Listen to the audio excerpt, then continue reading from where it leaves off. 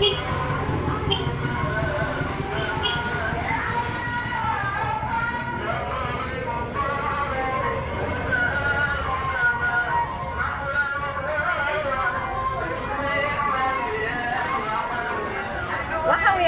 رمضان كريم، كل سنة وانتم طيبين أعزائي المشاهدين، ورمضان كريم علينا وعليكم وعلى أمة المسلمين جميعا يا رب، وعلى مصر كلها، وكل سنة ومصر كلها بخير وسلامة وسعادة وسلام وأمان.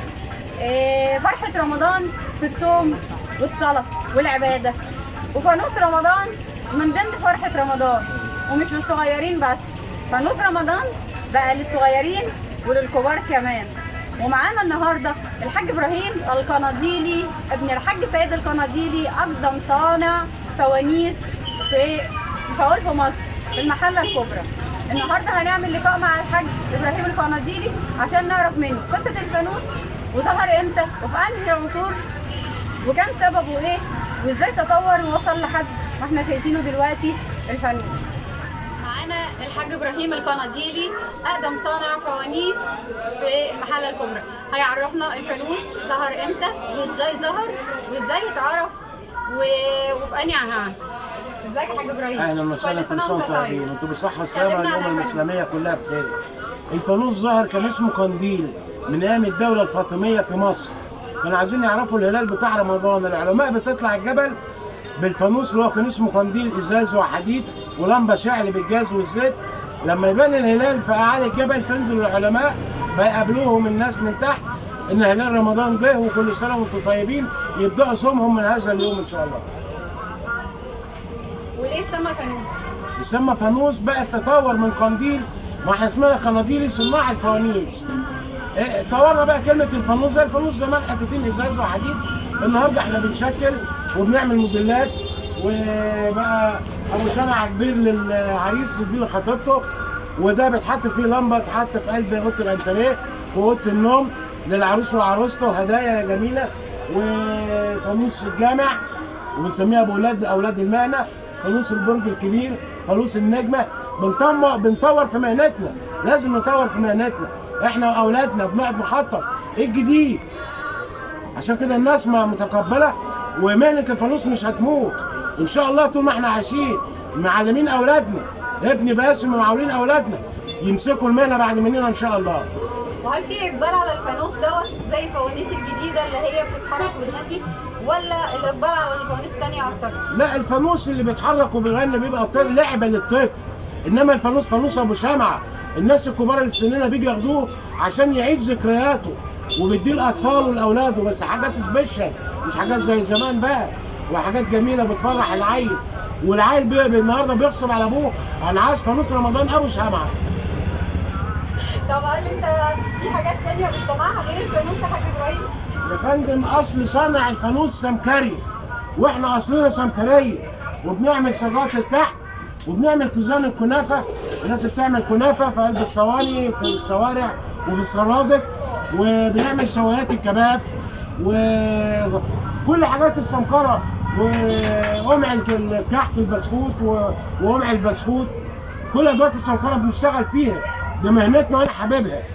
طب الحاج ابراهيم القناديلي النهارده بمناسبه رمضان عامل عروض خاصه للاطفال، ايه العرض اللي عندك يا حاج ابراهيم للاطفال بقى زي كل سنه زي ما عودتنا؟ الفوانيس عندنا بره بنبيعها ب 50 جنيه، هنبيعها ب 40 جنيه، نتحمل المكسب ومن راس المال.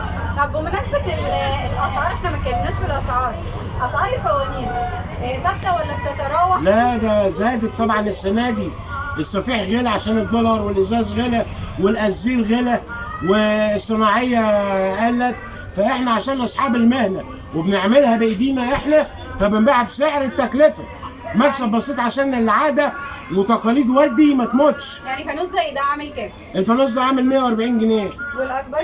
الاكبر ده عامل 180 جنيه. والصغير بتاع الاطفال؟ الصغير بتاع الاطفال ب 50 ببيعها، هبيع ب 40 جنيه، ما انت خلاص بقى. ودي هديه الحاج ابراهيم القناديلي لاطفالنا واعزائنا ان شاء الله في رمضان. شكرا وكل سنه وانتم طيبين. الحاج نبيل القناديلي الابن الاكبر للحاج سيد القناديلي هيكلمنا عن الفانوس زمان ودلوقتي.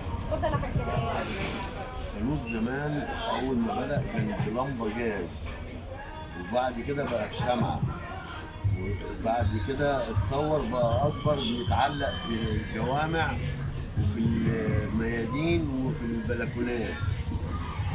وطبعا ابو شمعة مازال موجود بباب، وبتحط فيه شمعة، وفي الأكبر ده بتحط فيه لمبة وبتعلق جوه في الشقة أو بره في البلكونات.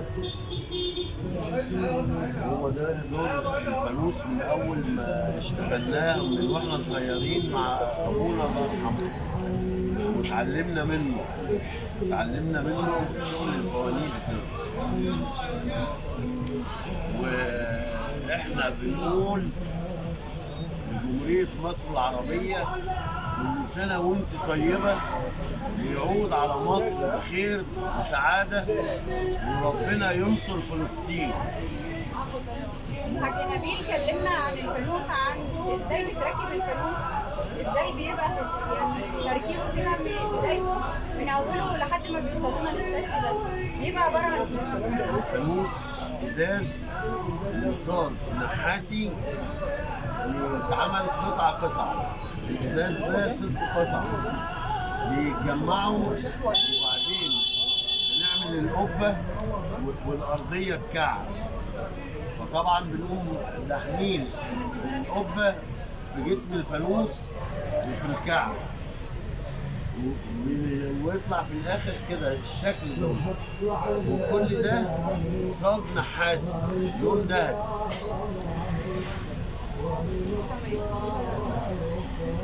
عامة كل سنة وانتم طيبين، والحاج نبيل عايز تقول حاجة تانية عشان المشاهدين؟